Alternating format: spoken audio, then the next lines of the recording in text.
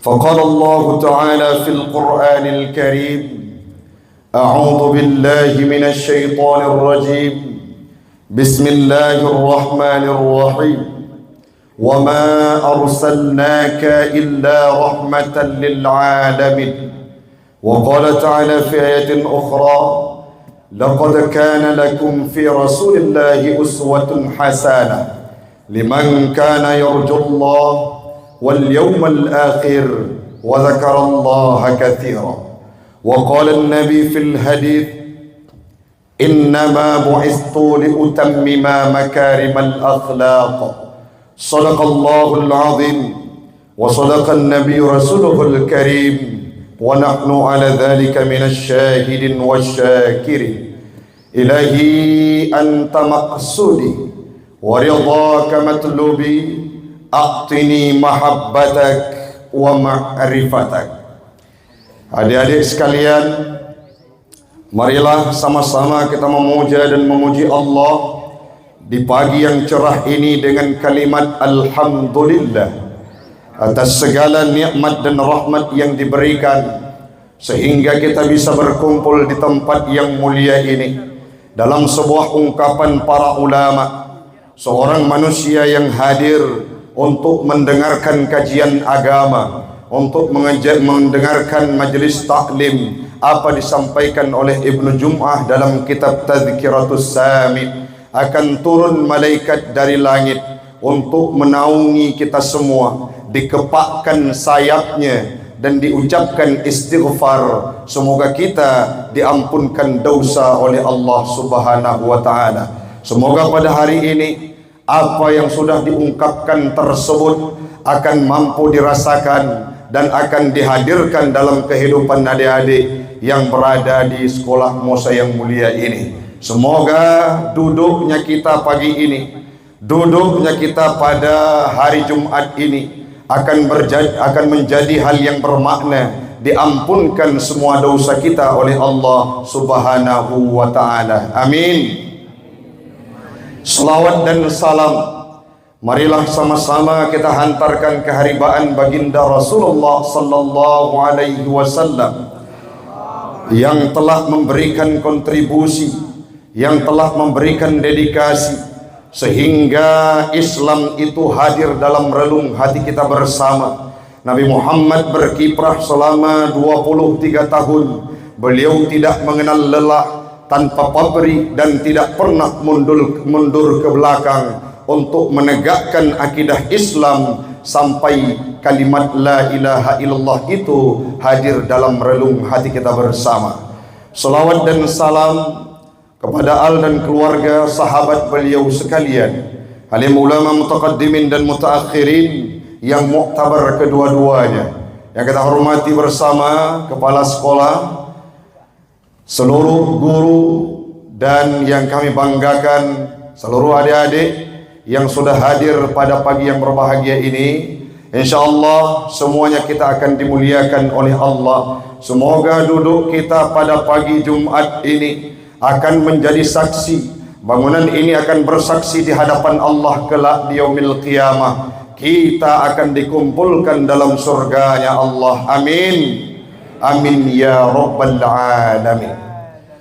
Sudah bisa kita mulai ceramah deh. Panas tidak yang perempuan? Lumayan. Nanti penyesuaian saja. Kalau memang sudah panas, cari tempat yang kurang panas. Tapi yang makin panas, insya Allah akan lebih banyak pahalanya. Tidak lama, kurang lebih setengah jam ataupun 45 menit Ustadz sampaikan yang menjadi mau'izah bagi pribadi Ustadz dan umumnya kepada adik-adik sekalian. Sebelumnya Ustadz perkenalkan diri dulu. Nama Ustadz Taufikur Rahmi, S1 SE. Ada yang berpendapat sarjana error, tapi bukan, sarjana ekonomi. S2 manajemen pendidikan Islam, satu ruang, satu letting sama Bu Elvi biologi. Guru kalian semua yang berada di sini itu sahabat akrab kami. Yang selanjutnya Ustadz punya akun media. Kenapa disampaikan Ustadz? Karena pertemuan kita hari ini hanya sejenak. InsyaAllah akan kita lanjut di alam media sosial. Nama akun Instagram Taufikur Rahmi, nama akun TikTok Ustadz Taufik An-Nahla, nama Facebook Abi An-Nahla ataupun Tengku Taufik. Yang terakhir nama YouTube Taufikur Rahmi Official. Semoga nanti kapan-kapan kalian menggunakan Android, tolong di follow. Insya Allah akan di follow back. Kalau tidak di follow back, tinggal DM saja. Yang selanjutnya, Ustadz Taufik statusnya tidak lagi jomblo. Artinya sudah menikah. Istrinya satu, tidak ada rencana mendua. Kenapa? Karena setia pilihan semata. Nampak perasaan perempuan, Sudah pada pagi ini Ustadz hadir dalam kondisi waktu yang memang luar biasa terjadwal. Kalau hari Jumat tidak ada waktu yang tersisa barang sedetik pun. Namun hadir kita hari ini, semoga bermanfaat. Kita akan ulas bagaimana kepribadian Nabi Muhammad hadir dalam kehidupan dunia ini. Yang pertama, adik-adik sekalian, Nabi Muhammad itu diutus oleh Allah Ta'ala menjadi rahmat, tidak hanya bagi manusia, tidak hanya bagi perempuan dan laki-laki. Nabi Muhammad itu menjadi rahmat bahkan bagi binatang. Dulu binatang masa jahiliyah tidak disembelih. Misalkan ada seseorang yang pengen makan daging sapi, datang mereka mengambil golok, mengambil pisau, disayat di mana bagian yang ingin mereka makan. Artinya prosesnya sangat kejam. Hadirnya Nabi Muhammad diangkat harkat martabat binatang sehingga dipraktikkan sembelih dalam kehidupan mereka. Yang selanjutnya, hadirnya Nabi Muhammad diangkat harkat martabat manusia, terutama perempuan. Dulu perempuan tidak bermakna. Dulu perempuan saat lahir masa jahiliyah dibunuh, tidak diberikan jatah untuk hidup. Mereka dianggap hina, mereka dianggap aib. Kenapa? Karena tidak bisa diajak dalam kontestasi apapun. Perempuan masa jahiliyah diisolirkan dari kehidupan. Kenapa? Karena mereka tidak bisa untuk berniaga, bahkan untuk diajak dalam garda perang. Perempuan ini tidak punya tenaga. Maka saat lahir perempuan masa jahiliyah dibunuh. Bahkan dalam sebuah riwayat yang Ustadz bacakan sebagai memori kelam kehidupan kita dulu, ada seorang sahabat sebelum memeluk Islam yang namanya Umar bin Khattab. Dalam beberapa riwayat disampaikan bahwa Umar bin Khattab disembunyikan jenis kelamin anaknya oleh istri. Lahir seorang anak perempuan, tetapi beliau tidak tahu bahwa anaknya perempuan. Singkat cerita, bulan berganti bulan, hari terus berlalu, sampailah umur anaknya 17 tahun. Ada perubahan yang terjadi terhadap tubuhnya, sehingga dibawa oleh Umar bin Khattab untuk dilatih menjadi pegulat sejati. Dia menjadi orang yang ahli bela diri. Singkat cerita, saat diajak untuk latihan bela diri, ini kayaknya sudah habis baterai ya. Cik. Saat itu nampak bahwa jenis kelaminnya perempuan. Apa yang terjadi? Anak tersebut tidak lagi dibawa pulang balik ke rumah. Beliau berkata, "Nak, dulu kuanggap engkau sebagai laki-laki sejati penerus kehidupanku. Aku merupakan pegulat sejati yang tidak pernah terkalahkan di kota Mekah ini. Tapi hari ini rupanya engkau berjenis kelamin perempuan." Apa yang terjadi? Diambil anaknya, ditanam hidup-hidup. Artinya perempuan dulu tidak bermakna. Siapa yang mengangkat harkat martabat tersebut? Nabi Muhammad. Makanya kalau datang bulan Maulid, yang paling prioritas untuk melantunkan selawat sebenarnya perempuan. Ini Ustaz tanya, boleh? Yang perempuan, boleh? Tidak ada suara kok, nampak lesu. Sudah makan semuanya? Sehari semalam berapa kali selawat kepada Nabi?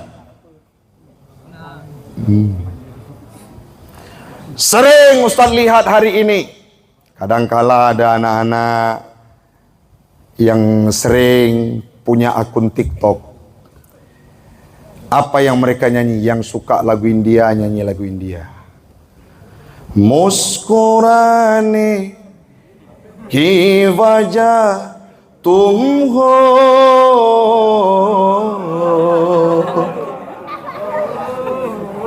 datang yang laki-laki, gungunane ki wajah tum ho.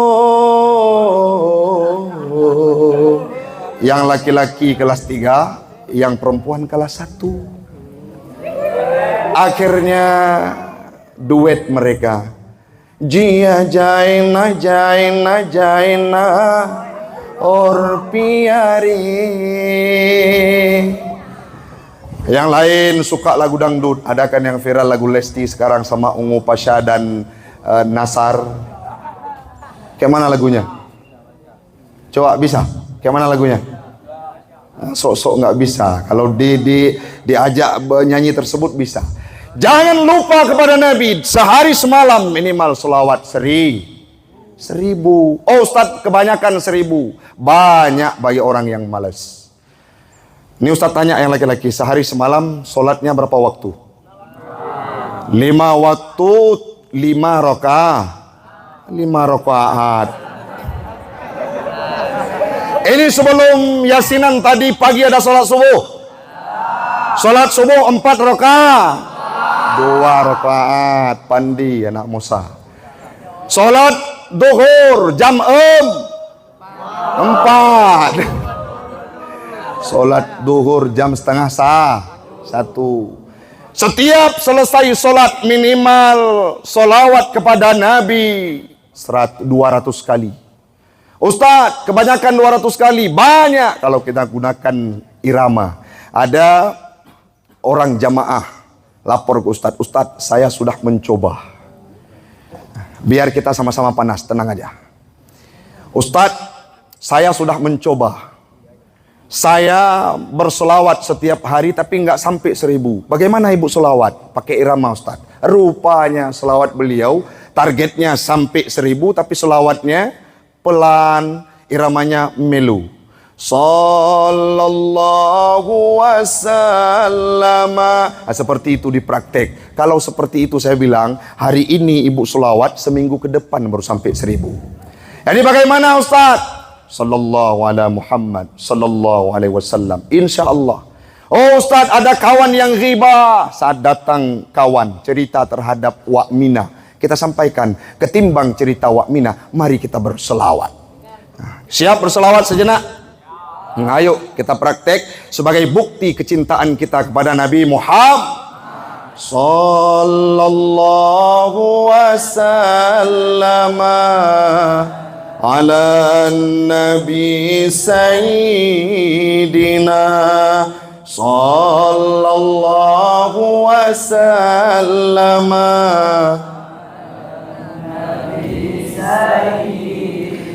Muhammadin wa alihi wa sahbihi ajma'ina Muhammadin wa alihi wa sahbihi ajma'ina.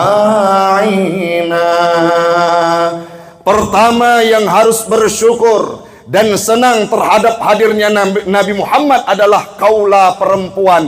Kenapa Ustadz? Nabi Muhammad mengangkat harkat martabat perempuan. Tidak hanya sebatas itu, bahkan dalam sebuah hadisnya Nabi pernah berkata, An-nisa imadul bilad. Perempuan tiangnya negeri. Gagah Ustadz Taufik hari ini, kalau istri Ustadz baik, kalau istri Ustadz romantis. Ini pas pergi tadi agak telat sedikit 5 menit. Kenapa? Ustadz gantian untuk jaga si baby. Pas pergi selalu, kalau sudah Ustadz berangkat dakwah, beliau wajahnya lumayan merengut. Saya tanya, kenapa adik merengut? Sayang sampaikan kepada Abi. Abi, kalau Abi ceramah hati ini dak-dik-duk, kenapa? Karena saat Abi datang ke satu tempat, ada perempuan di sana. Tidak terkecuali di Mosa. Jadi bagaimana? Abi ingat ikrar kita dulu, kita harus setia dan jangan Abi lirik perempuan yang lain. Saat berangkat saya ungkapkan, siap Umi di lidah. Di hati kita lihat dulu nanti. Tapi tidak, satu saja repot dibuatnya. Bukan karena beliau tidak bagus, tetapi sedang ceramah pas pulang, Abi pempes habis. Air galon belum diisi, token listrik Abi kirim. Kalau belum siap untuk menikah, jangan. Maka perempuan itu menentukan keberhasilan terutama untuk suaminya. Saat berangkat kita berhasil di luar bukan karena kompetensi yang kita miliki, tapi apa? Doa seorang perempuan yang duduk berdiam diri di rumah. Apa yang dia lantunkan? Ya Allah, mudahkan langkah suamiku. Sehingga perempuan itu menentukan keberhasilan sebuah negeri. Pendidikan pertama, sehebat pun seorang laki-laki, pendidikan pertama dianjurkan kepada perempuan. Dulu perempuan sangat baik, sekarang beda. Akun TikTok 5. Pas buka live streaming, gaya bahasanya beda. Kalau dulu, Bu, mau kemana? Sekarang enggak. Halo guys. Yang selanjutnya apa yang mereka lakukan? Di TikTok, di cerita entah apa-apapun. Bahkan yang membuat kita aib sekarang hari ini, ada oknum-oknum artis selebgram yang kurang intelektualnya menggunakan media sosial. Apa yang mereka lakukan? Menghujat dan mencaci para guru, para alim ulama, bahkan adik-adik sekalian. Ada yang tega membuka aurat. Betul tidak? Betul tidak? Itu bukan perempuan yang mengangkat harkat martabat dirinya sebagaimana yang sudah dilakukan oleh Nabi dulu.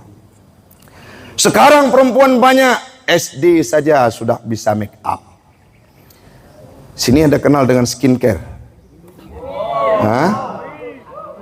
Yang laki-laki kenal skincare? Yang perempuan? Tadi Ibu sampaikan Ustadz, kalau panas jangan lama-lama. Kenapa? Takut skincare anak-anak kami hilang. Ada tidak?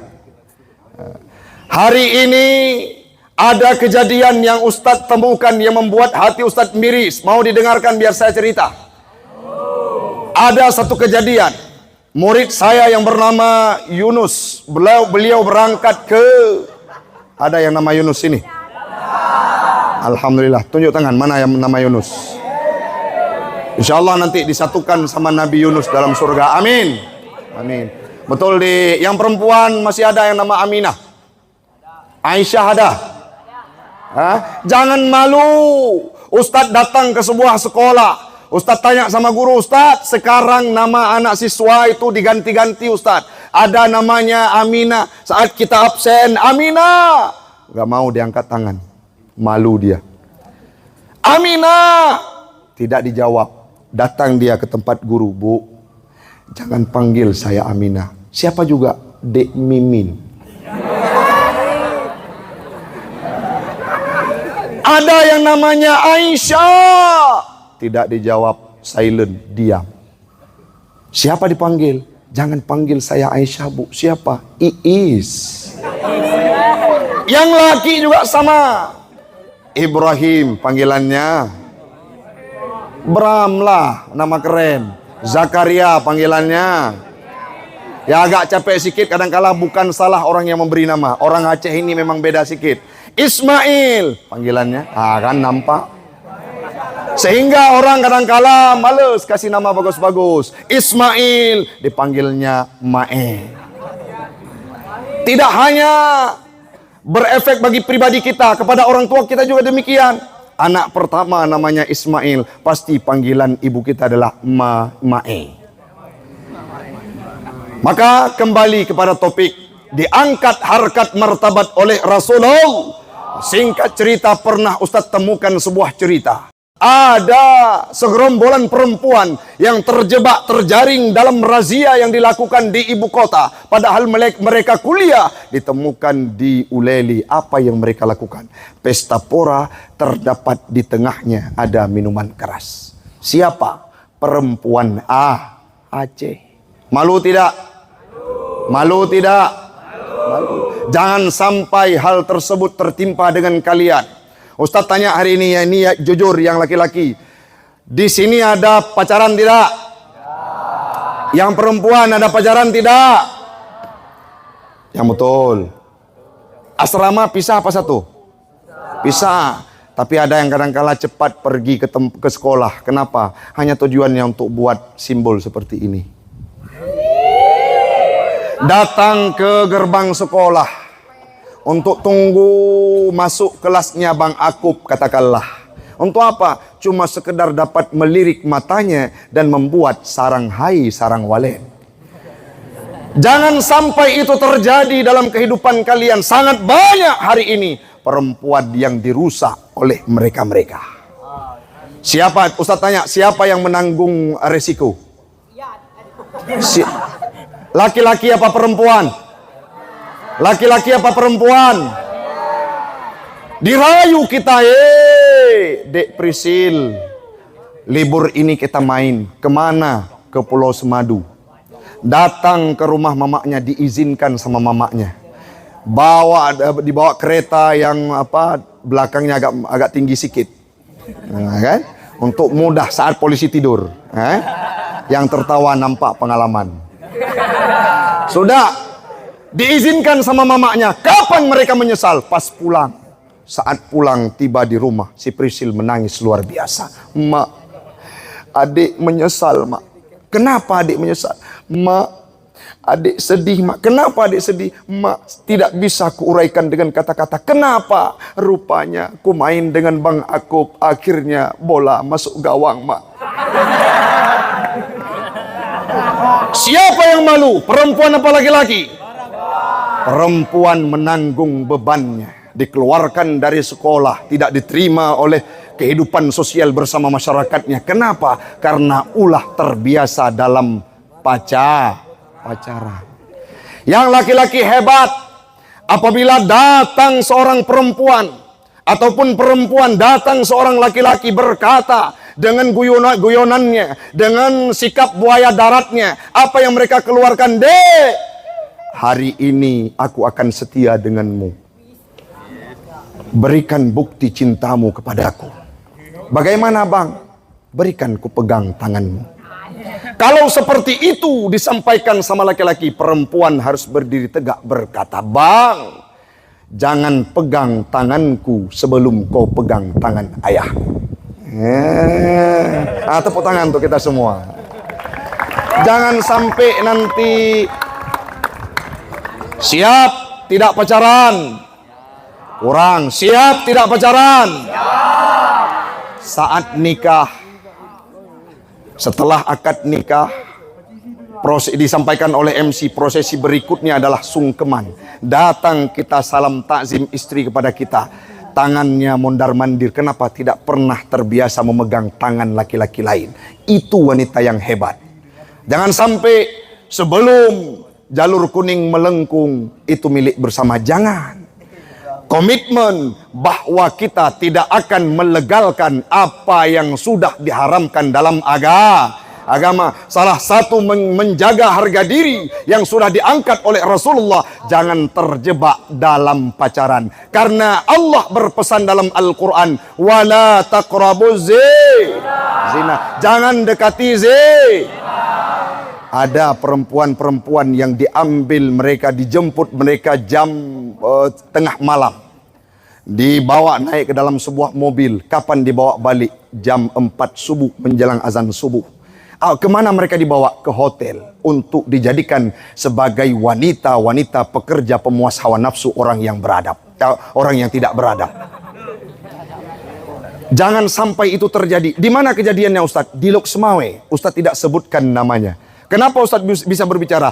Ahli saksi mata melihat setiap mereka berangkat untuk jamaah subuh. Datang mereka melihat hal tersebut. Menangis sejadi-jadinya. Akhirnya Ustaz ceramah subuh di Islamic Center. Setelah ceramah disampaikan seperti ini kejadiannya Ustaz. Pernah kawan kami, Bapak Heri Maulana, Kepala Satpol PP, sampaikan. Ada kami temukan Ustaz. Di sebuah rumah kos, tengah siang bolong, jam 12 atau jam 1, ada seorang perempuan yang sudah bersuami, seorang laki-laki yang sudah beristri. Mereka kumpul kebo dalam sebuah rumah yang tidak ada statusnya alias berzina. Ada sebuah rumah lagi di tempat kita tidak sebutkan namanya. Apa yang terjadi Ustaz? Disewakan satu kamarnya untuk pelaku-pelaku zina. Ini budaya dan tradisi sudah kronis di tempat kita. Jangan sampai di masa ini akan menjerat kalian semua. Maka hindari dari mulai hari ini yang bukan jenis kelamin kita, yang tidak sama dengan kita. Berarti kapan kita akan pacaran dengan mereka? Setelah nikah. Ini sebelum nikah panggilannya luar biasa. Tulisan di HP siapa? Baby setiap hari panggilannya. Pulang ke rumah saat libur, bunyi HP di atas meja. Kita sedang mandi, datang mama kita berkata, "Nek, HP kamu berbunyi, ada orang yang telepon." Sudah 10 kali. Coba mama lihat siapa yang telepon. Dilihat sama mamanya, dibaca dengan fasih dan lantang. "Nek, babi yang telepon." Orang tua mana ngerti bahasa Inggris. Dulu giliran sebelum nikah, dulu saat kita masih sekolah, panggilannya mesra. Tidak, jangan. Kapan? Praktekkan hal tersebut nanti setelah kalian menikah. Kan indah dibangunkan subuh, wake up my honey. Kemana-mana digandingkan tangan, jalan selalu berdua. Tapi kebanyakan adik-adik sekalian itu terjadi hanya 3 bulan after nikah. Setelah 3 bulan tersebut hilang kemesraan. Mayoritas kehidupan orang-orang tua kita di Aceh. Jangan sampai kalian seperti itu.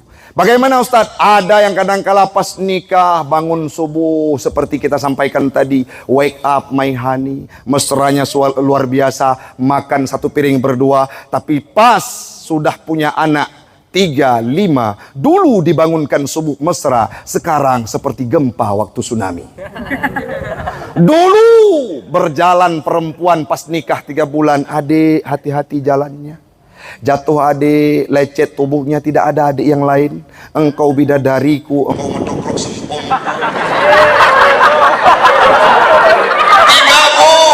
3 bulan, setelahnya punya anak 3, dulu panggilan sayang, sekarang disuruh buat kopi. Tubuh kita dulu langsing, sekarang sudah gendut. Apa yang dibilang? Kulkas 2 pintu, tolong buatkan kopi. Sudah, yang pertama menjaga diri karena Nabi hadir mengangkat harkat martabat perempuan.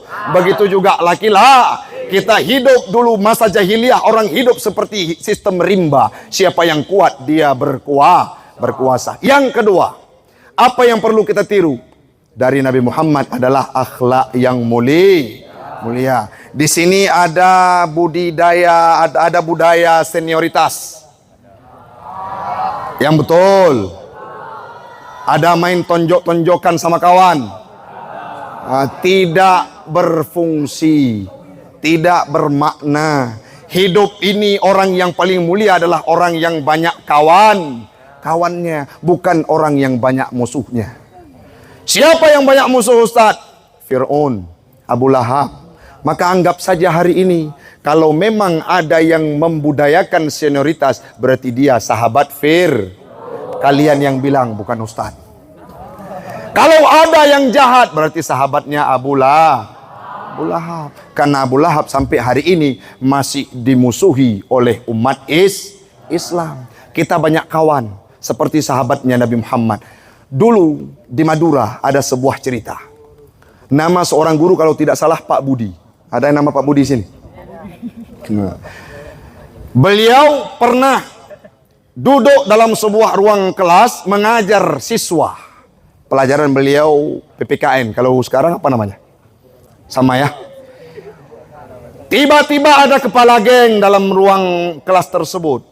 Tidur, ngorok, air liurnya keluar. Ada yang pengalaman sih seperti itu? Ini nampak, kalau kepala geng itu memang nampak dia. Giginya kuning, rambutnya keriting. Bau badannya, bau bangke. Tidak terurus. Biar nampak preman sedikit. Sudah, nggak ada. Di sini, di Mosa semuanya ganteng-ganteng. Kalau nampak dari wajah, semua ahli surga. Amin. Pak Budi pernah mengajar di sebuah sekolah di Madura. Tiba-tiba dalam ruang kelas beliau ada seorang begal. Yang seperti itu terjadi di tempat kita. Berapa bulan yang lalu adik-adik sekalian. Di depan kantor camat Muara 1 itu dekat dengan kita. Apa yang terjadi Ustadz? Ada anak dari Matang Birin. Datang mereka main ke Luxmawe. Malam minggu. Tiba-tiba mereka dikerumuni oleh 9 orang begal ataupun anak tawuran. Dihalau mereka rencana pergi ke Luxmawe, belok putar arah masuk ke depan kantor camat. Pas di depan kantor camat, rupanya ke-9 pemuda tersebut turun dengan mengambil sebilah pisau ataupun celuritnya. Apa yang terjadi? Ingin dipukul mereka, ingin disayat tubuhnya. Kenapa? Karena anak-anak yang terjebak dalam geng motor ini pernah Ustadz lalu lakukan dialog dengan mantannya. Ada syarat yang dibuat, baru bisa diterima sebagai anggota geng apabila ada bekas darah dari celuritnya atau minimal masuk dalam penjara sekali. Jadi mereka ingin bergabung, tiba-tiba dicarilah mangsanya. Singkat cerita, alhamdulillah Allah jaga mereka berdua. Apa yang terjadi? Saat dikeluarkan celurit, yang satu lari ke tambak ataupun bahasa kita nehun, yang satu masuk ke dayah Ustadz Anahlah. Saat datang ke sana disambut oleh Ustadz Fauzan Azimah. Jam 2 malam diantarkan ke Polsek. Malam itu juga dijemput ke-9 anak yang terjebak dalam komunitas tawuran ataupun geng motor, dibawa masuk dalam di tempat di jeruji besi di Polres. Siapa yang rugi? Mereka dan orang tuanya. Apa kasus yang terjadi terhadap Pak Budi? Ini cerita yang miris, tetapi harus tidak boleh kita praktekkan di sini. Ibrah dari kebalikan hal tersebut harus kita lakukan. Apa yang terjadi? Marah saat ditegur kepala geng tadi, sehingga dia menaruh dendam kepada gurunya. Singkat cerita, keluar jam sekolah, pulang ke rumah, ditunggu Pak Budi dengan gerombolannya, dengan geng motornya. Setiba di persimpangan jalan, singkat cerita, rupanya Pak Budi dikeroyok rame-rame.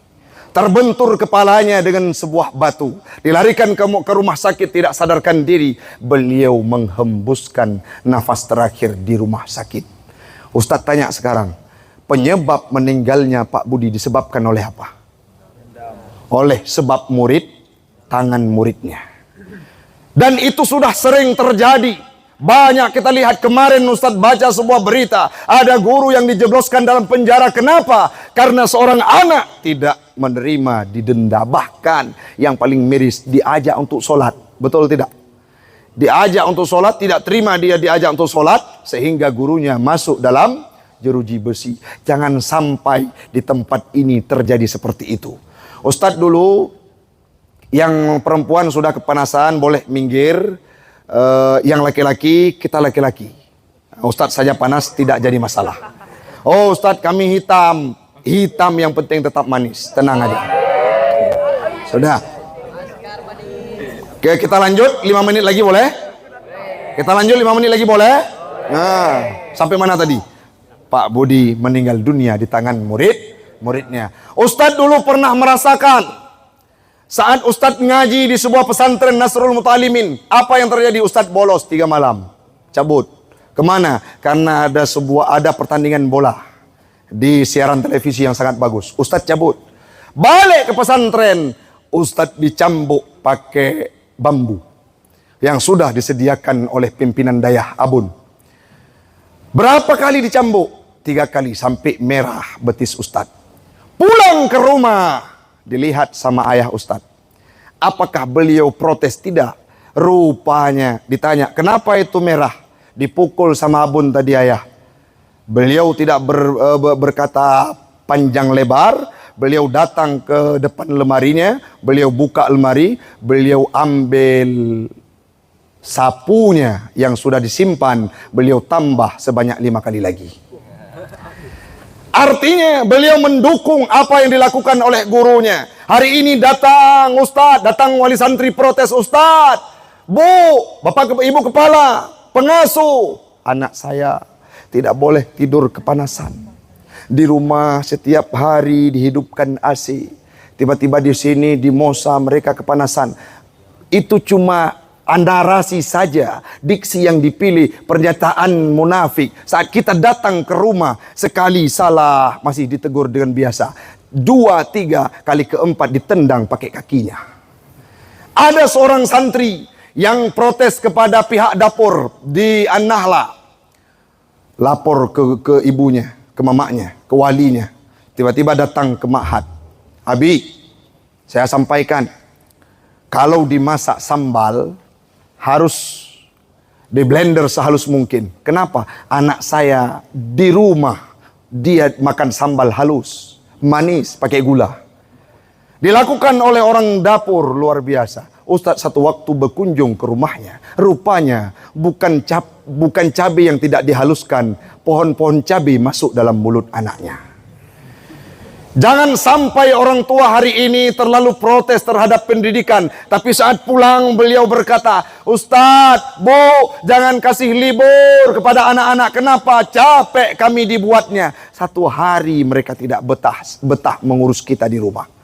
Maka kita harus menghargai guru di sini. Sangat banyak jasa dan luar biasa. Lebih-lebih contoh misalkan seperti guru TPA. Kalian tahu TPA?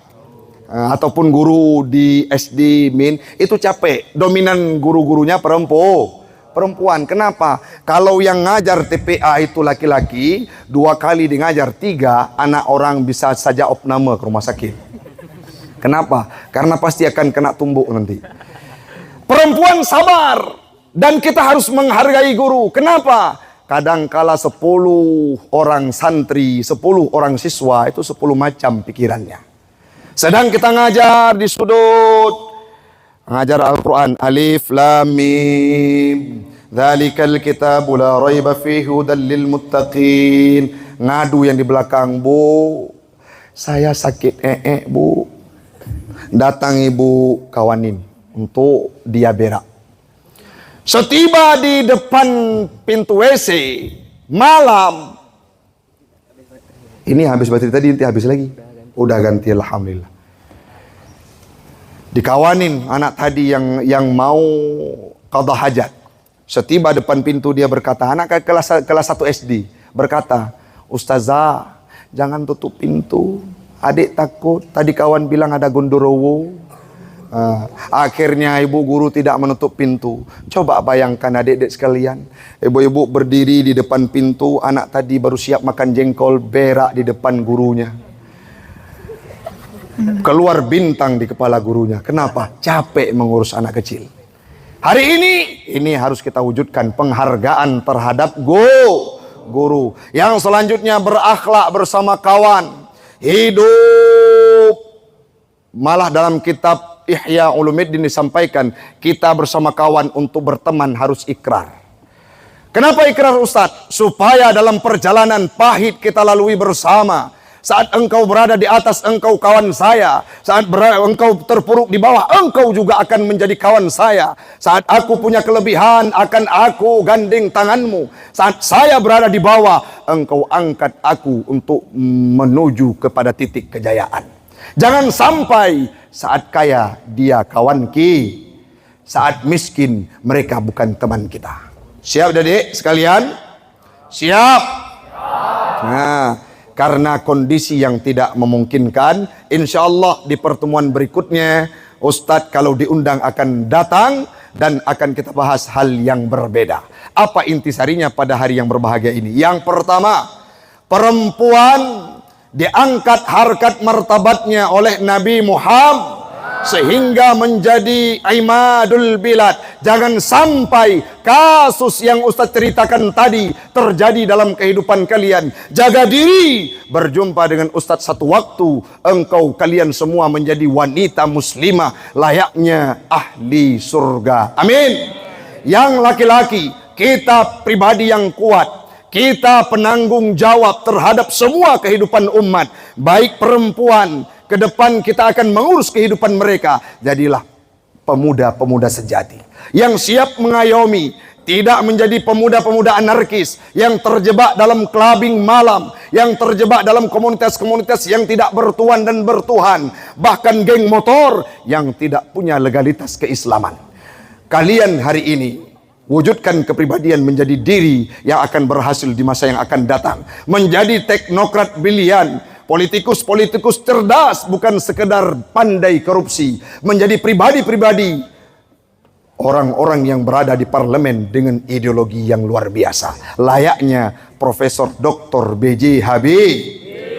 Mudah-mudahan adik-adik sekalian akan dijadikan sebagai manusia berguna oleh Allah Ta'ala untuk nusa dan bangsa, terutama bagi orang tua, menghargai guru dan akan mampu membanggakan guru satu waktu. Kalau ditanyakan saat berhasil, kalian murid siapa? Jawab, saya pernah dididik di Mosa yang mulia ini.